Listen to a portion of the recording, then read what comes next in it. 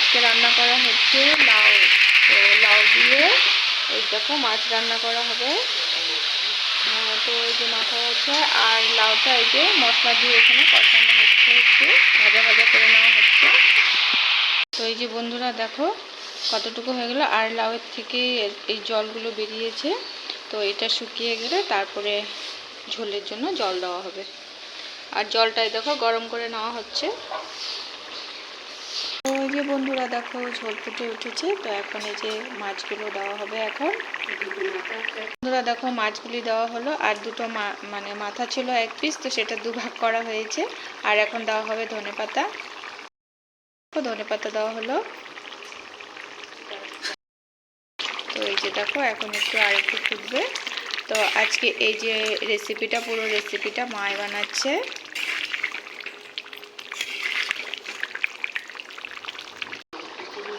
তো এই যে দেখো লাউ দিয়ে মাছ খেতে তোমরা কে কে ভালোবাসো ঝটপট কমেন্ট করো।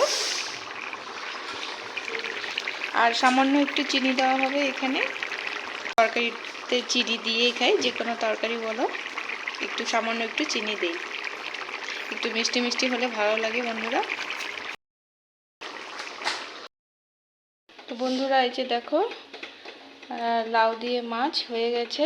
তো কীরকম লাগছে তোমাদেরকে বলো। আমার তো খুব ভালো লাগছে দেখতে, আর খেতেও মনে হয় খুব স্বাদ হবে।